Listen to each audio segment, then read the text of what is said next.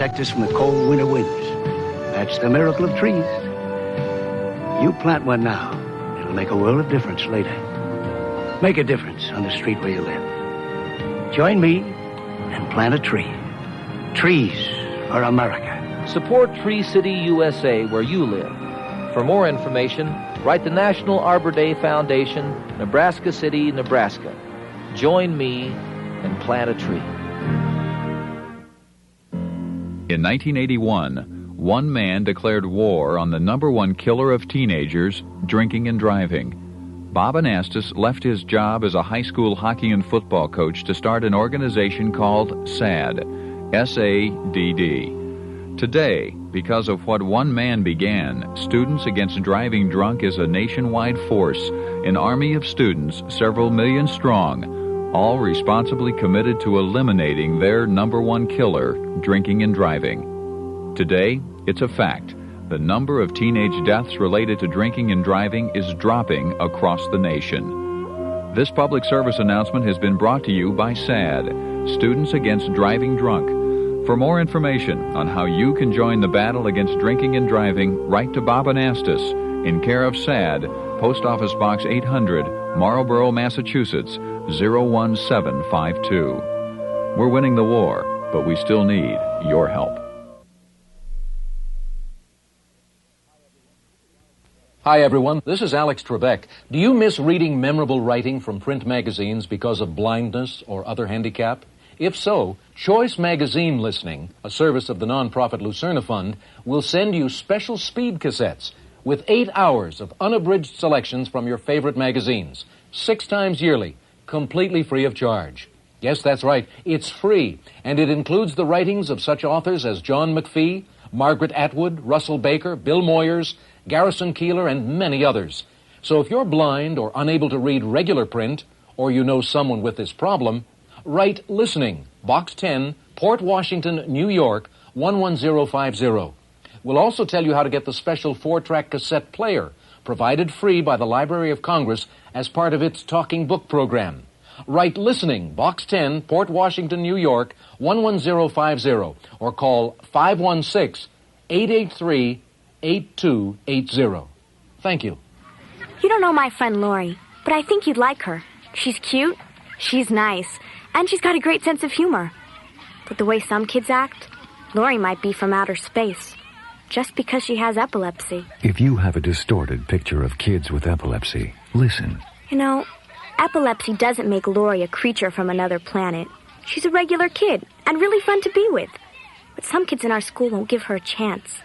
Oh, they're polite, but they kind of avoid her. They won't sit next to her at lunch. They won't walk home with her. It's like they're afraid, just because she's got epilepsy. And that's really a shame, because epilepsy isn't scary if you know about it.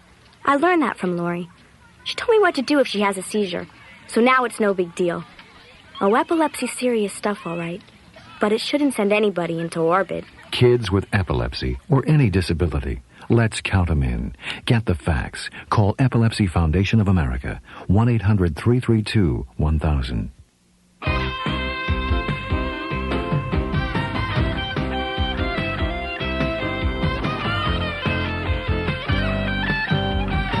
Welcome back to the show. I'm Gil Gross. It is good to have you with us. We are talking... Oh, by the way, let me tell you real quick. We had last week Paul Brodeur on, who was the big expert, of course, on electromagnetic things and all of that, and the cellular phones causing cancer in your head and all of that stuff. It was an exciting hour. This was the guy who did the original reporting on much of that for The New Yorker over the years and has written many books about it, of course, like Currents of Death.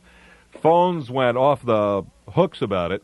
Tomorrow, we've been trying to find somebody who would go up against him. We got a guy. And all heck will break with all the news about the phones and everything going on. You'll hold them over because it's tomorrow's show. So let me get back to what we're doing here. X-rated stores that basically are videos wall-to-wall that are opening up quite a bit, in part because a lot of the major chains like Blockbuster won't handle this material. And also because, hey, it's a recession. These guys take about 15 minutes to set up their racks and a cash register, and they can go to a landlord and say, hey, until you rent this place to something good, you don't even have to write me a lease. I'll be out the day you want me out. It's a very attractive deal for landlords. So they're popping up all over the country. Charles Millard, a member of the New York City Council who wants zoning to move these guys out of certain areas, is with me in the studio. Bill Margold, who is a director and actor in X-rated films for 23 years, is on the phone with me, and you're on the phone with me, too, at 1-800-456-1227. Before I go to your next call, Bill, I think you wanted to answer our previous caller. Well, I think I was attempting to answer the woman she tends to attack the X-rated industry for all of the ills of society as seemingly everybody else does, and she also made the mistake of mentioning Ted Bundy. Ted Bundy went to his death utilizing pornography as a whipping boy and a scapegoat, and fed Dobson, the man who exacted the confession from him, exactly what Dobson wanted to hear. When, in fact, Ted Bundy, he went off the deep end, propelled by what he had seen in detective magazines. And I know exactly the crimes that sent him over the brink had nothing to do with the adult entertainment industry or pornography in any way, shape, or form.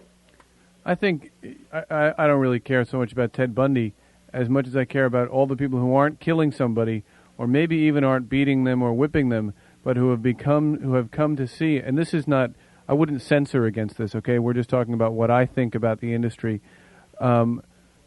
People have begun to view themselves more and more and more as sexual objects. Now, I'm not talking about you should or shouldn't enjoy sex, but that someone is there for my gratification. And not just the porno industry, but all the advertisements that you were talking about a couple minutes ago glorify meaningless gratification in a way that I think takes out of society and out of people the values that really hold us together as human beings. Well, that's very nice, and it's almost euphonic, but the thing you're talking about is a dehumanification of society in general. If you're going to lay that at pornography's doorstep, then you might as well lay the New York Yankees' troubles at their doorstep, the Giants' troubles, the Jets' troubles, and the Bills' troubles. Well, the way the Bills were in the Super Bowl, maybe they'd have been better off making an X-rated video. I think it's time to move on here. Let's go to Alan in Virginia Beach. They screwed that game up. Hey, how you doing, Gil? I'm doing fine, Alan. How you doing? Oh, pretty good. Hey, I have a couple of comments for y'all. First up, if we really want to get stringent on the X-rated movies and stuff like that, why don't you get with Hypatia Lee's husband? Now, Hypatia Lee's husband makes the movies while she stars in them. Yes, she does. Yes, he does. Okay. Hypatia's a wonderful lady. I mean, sounds like a marriage made in heaven to me. It is, because these people they're extremely tolerant of each other's needs. Hypatia is a superstar. That's right. And in reference to the video stores, we used to have them down here in Virginia Beach till about 5 or 6 years ago, when the Bible Belt moved up a little bit more, and the Pat Robertson organization decided to go ahead and push that out of here, and they also took the Playboy channel out of here. Oh boy, beware of his insidious tidal wave. I mean, and the only place where we can actually go and get the movies and rent the X-rated movies is to go across the Hampton Roads Bridge Tunnel into Hampton and Newport News and above there. I mean, well, see, you're a perfect up there and down in North Carolina. You're a perfect customer for the adult entertainment industry, and that's why, in a strange way, I totally agree with Mr. Millard that I would prefer to have our industry, as I call it, the Garden of Eden surrounded by the Love Canal. I want you to come to us rather than us coming to you. We've made it way too easy for you to obtain the X-rated industry, and tragically, the X-rated industry has become common in its 20th year. So what does this mean? Why is this? Hold it. We're trying to understand this. Why is this bad for you? Because it's leading to price cutting and stuff? I always preferred to be unique. I always preferred the X-rated industry to be something that you had to come to be the misunderstood entertainment microcosm. Now, with the facility of being able to get the material, it's becoming tragically ordinary and dull. And it doesn't really make us try as hard to make stuff good anymore. You know, Madonna is herself single-handedly trying to make sex boring, which is something I didn't think was possible. I haven't seen the book. Madonna, but it's just so much of it. It's like that, and the Marky Mark Jeans ad, and when you get assaulted by it so much, and there's nothing special about it, and unfortunately, there's never anything sensual about it. After a while, it's become routine and boring. Well, I'm saying that myself, and that's why I would prefer to be isolated into some form of adult Disneyland with a moat around us, alligators, landmines, machine guns, barbed wire, and make them come to us. I'm learning more about your fantasy life than I want to know. Let's go to Marilyn in Florence, Kentucky. Hi, Marilyn. Hello. Hi. I would like to ask if this bill has any daughters. And that's a very famous question. I've been asked it many times. And the answer? Yes, absolutely. Well, and I'm going to answer your question before you ask it. Would I allow my daughter, when she turns 18 years old, to be in the adult entertainment industry? No way. Let me say what I want to say. Oh, my good. teenage boys came in with one of the movies, and no way did I know they would even try to rent one. And the kid, when I went up about it, they said the kid probably had a fake ID, but he did not. He was a big kid, and he came home with this movie, and it showed the women, the men weren't up to sex, and it was this idea where women performed sex on the other girls. What's wrong with that? A girl chewing on another woman's vagina for 15-year-old boys to watch? Well, but the thing is, I'm not talking about the 14-year-old boy watching it, but if these are adults doing adult acts between adults... But she is talking about the 15-year-old boy watching it, because earlier... One of my sons. Yeah, because earlier, Bill, you were talking about how the laws are strict and somebody under the age of 21 can't get a hold of this, and she's saying to you that her kid did. If kids get false IDs, if kids are able to lie... He did not have a false ID. He walked up to the counter and he got this... then report him. Pardon me? Report the store. Well, what are you going to do? You're going to pluck your child's eyes out? Are you going to wash his mind out with soap? It's simply sex, ma'am. It isn't going to hurt you. It is not sex when another woman chews on another woman's vagina. I feel sorry, ma'am, that you never experienced that part of sex. All right. Let's move. Marilyn, thank you. Thank you for the I'm a happy married woman. And Marilyn, congratulations. I thank you for the call. All right. I think Marilyn's point about that sexual act, I think, goes to what I was saying before. Again, I'm not here to censor what people do, but I do think that society suffers when we glorify that kind of meaningless gratification. People used to believe that sex and love and commitment and relationships and family, however defined, were the kinds of things that made a society strong. And now, that kind of gratification with no even hint of any meaning behind it has a lot to do with the deterioration in society today. Yes, but you can't save society, sir. I'm sorry. So you want to lead us down the path as fast as we can go? I don't think I'm leading it down the path. I'm simply trying to entertain it. X is simply another letter in the entertainment alphabet. I am certainly not trying to turn society's mind off. But here's the whole thing, and be very, very careful. If you and your minions succeed in driving the X-rated industry underground, where it was born, if you remember, if you know the history of the X-rated industry, then the X-rated industry can do anything it wants to do. And that's very, very dangerous, because these people have tried to conform to the current state of law, to the current community standard. And we have tried to adapt ourselves and are essentially censoring ourselves out of existence. So leave us alone, and we will succeed in committing entertainment suicide. No, but you're saying leave us alone, and that's what everybody in all the neighborhoods are saying. You said that you think it's just the free market, and if there's a market for these places, then people will come. But the fact of the matter is, when someone lives next to a smokestack, the free market is working great because somebody is burning something or building something in that factory that somebody else wants to buy.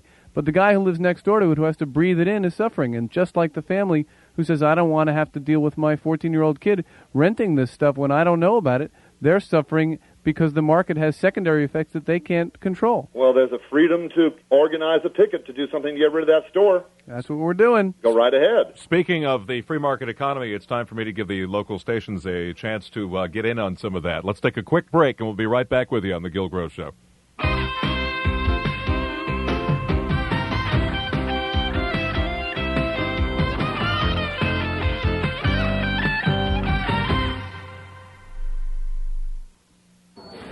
Is this on, Robert? Okay. Welcome to the Better Leadership Through Effective Communications Techniques seminar. I trust you've all enjoyed the Continental Breakfast / Getting to Know You session. Now, immediately following my opening welcome, you'll have the choice of 3 very exciting sessions. In the Pocahontas Ballroom, there's time management and time budgeting. In the Geronimo Room, there is redundancy reduction. And in the Sasquatch Room, there is stepping up effectiveness. Employers try a lot of things to help their employees become more productive, but we'd like to remind you that the National Guard and Reserve teaches employees skills to be better team players, decision makers, and leaders. So when they need time off to train, be a hero. Give them the freedom to protect ours. Now, if you'll excuse me, I'd like to go get one more of those French grillers before they're all gone. One with the sprinkles in my... A public service message from employer support of the Guard and Reserve and the Ad Council. It's sure not how I thought it was going to be. Some days I don't get anything to eat. I had a friend who died out here. I had to run away. You can't go home. Things were bad before, but this is worse. I just don't know where else to go. Thousands of kids like Timmy run away to live on the streets. Covenant House helps these kids with food, clothing, a place to stay, or just someone to talk to. Call us on our 9 line, 1-800-999-9999. 24 hours a day, no questions asked. That's the Covenant House 9 line, 1-800, and keep dialing 9. It's free. I never thought I'd end up like this. This was a public service message from the Advertising Council. If you need help, call the 9 line. 1-800-999-9999.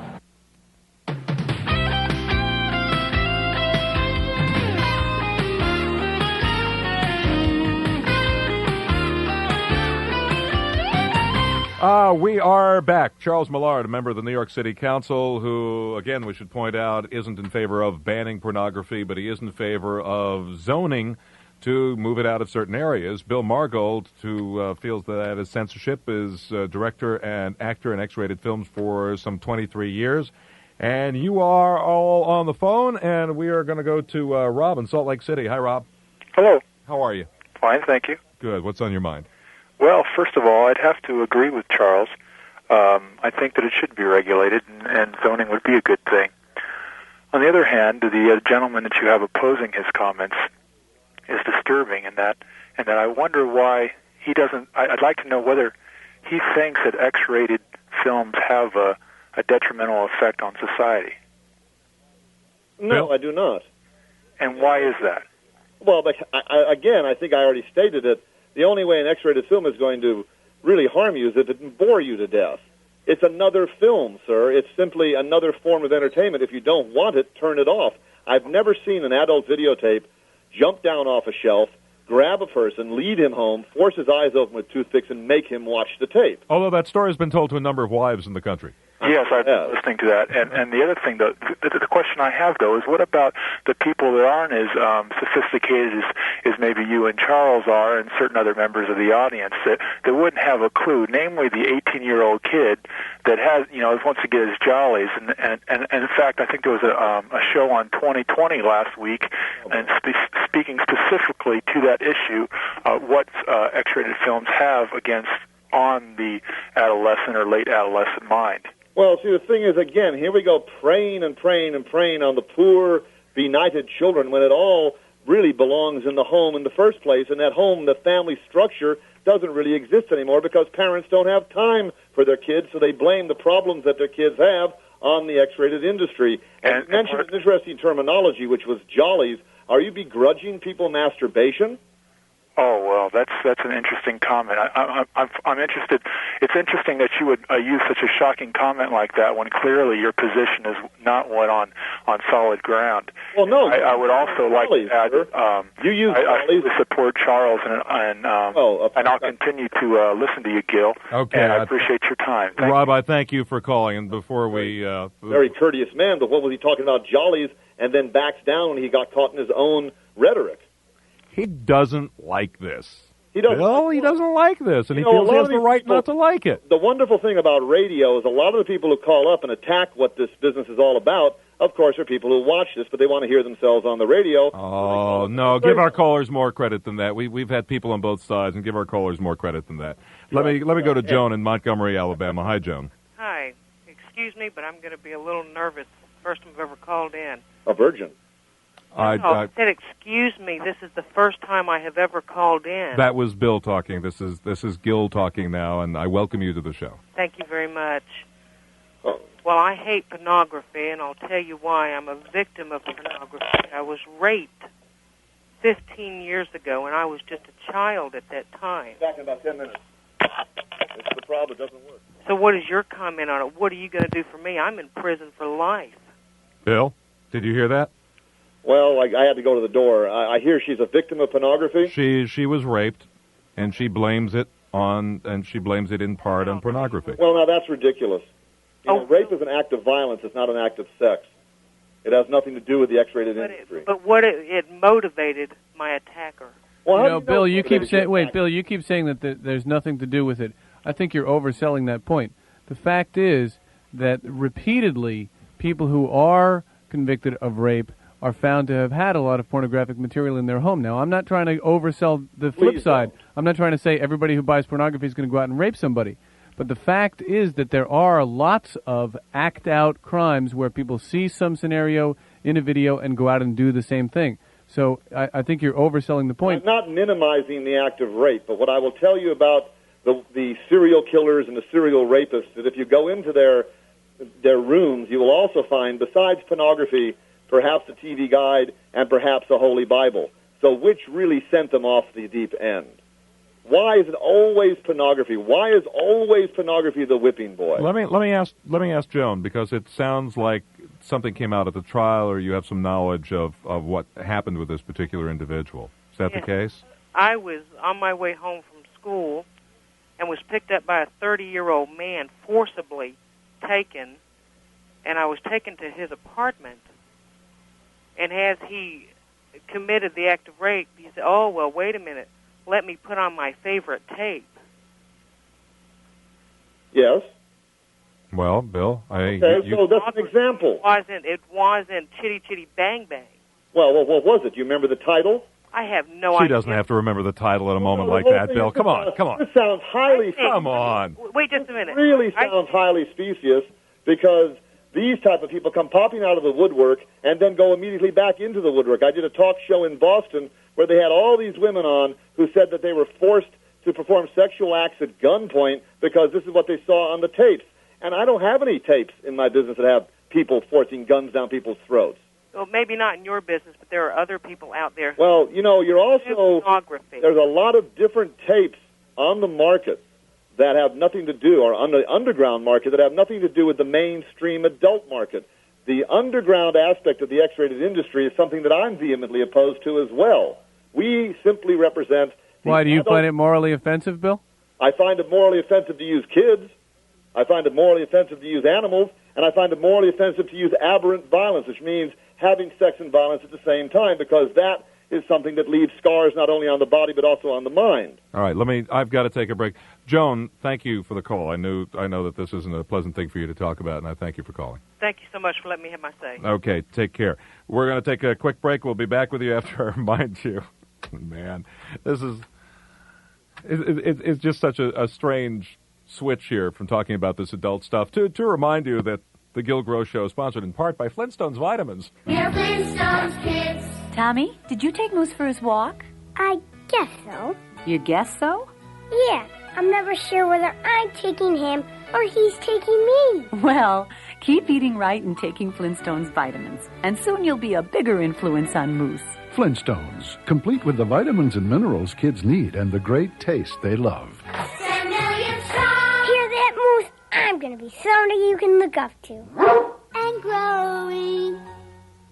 He would break down and cry because the kids would make fun of him when he was asked to read orally. It was really horrible to watch. This is Sandy Duncan with a Sylvan success story every parent should hear. He's been gone about 6 months to Sylvan, and the progress has just been tremendous. That was the first time I ever made the honor roll. I made my parents proud. Sylvan Learning Center can boost your child's grades and self-esteem. So call your local center now, 1-800-EDUCATE. That's 1-800-EDUCATE. Extra, extra, read all about it. Mario Perillo and Alitalia announced 2 brand new tours. The spectacular 3 capitals to London, Paris, and Rome, and the fantastic Spain and Italy tour. You'll never forget the magic of London, Paris, and Rome, the thrill of the Tower of London, the Eiffel Tower, and the Colosseum in one all-inclusive tour. Or the combined fascination of Spain and Italy to Madrid, Barcelona, Venice, Florence, and Rome. Mario takes care of everything while you enjoy the romance of England, France, Spain, and Italy. Yes, Perillo's new 3 Capitals or Spain and Italy tour.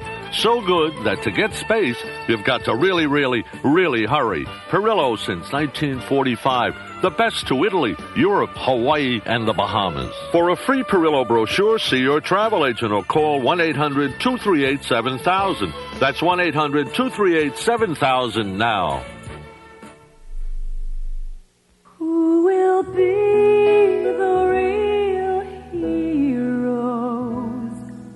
As a kid, I think as most kids do, we sniped quarters or nickels or pennies from them. And anytime I did, I was guilt-ridden because his example of honesty would always haunt me. I got back to see my stepfather before he died, and I told him just how important his example was to me in my life and growing up. He got tears in his eyes, and I did too, and I wanted him to know that I really loved him, and he was the example of my life. And in our hearts, somewhere, forever, all the real heroes live. The important lessons in life are learned at home. From the Church of Jesus Christ of Latter-day Saints. You may patiently wait for your prince to come, but the key to getting your prince, Spot, Rex, or Fido to come when you call is to teach it to come when you call. Now, an 8-week-old puppy will follow on the heels of just about any kind-hearted, warm-blooded animal that pays attention to it. A puppy will follow you because it wants to, not because you want it to. When the puppy matures in 6 to 9 months and develops other interests, it's going to take off in the direction of any good-centered diversion, no matter what you say. And just hollering the dog's name over and over again till it wanders your way is not training. Now, the American Humane Association encourages you to call your local animal shelter for information on obedience training in your area so that someday your prince will come. And remember, keep a current identification tag on your pet. That tag could be his ticket home. The American Humane Association. They've been protecting animals and children for more than 115 years.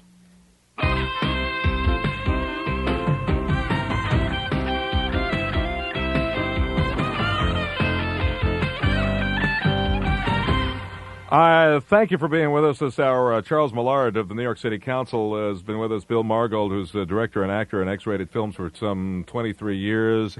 And, Bill, I only got 30 seconds, but your point, again, is if you leave it alone, the industry's going to fall apart? I think it'll just simply go away because it'll be allowed to literally become more of a quantitative rather than qualitative industry, and society will find another fad. Okay, and Charles Millard? You can't censor it even if you think it's wrong. We ought to, as a society, learn to get away from it. But you can zone it out so it doesn't ruin our neighborhoods. Why don't you zone it onto the Statue of Liberty Island? That'd be fitting. On that, now I don't want anybody looking up her skirts now. Let's close this hour where we are. I'm Gil Gross, and I'll be talking to you.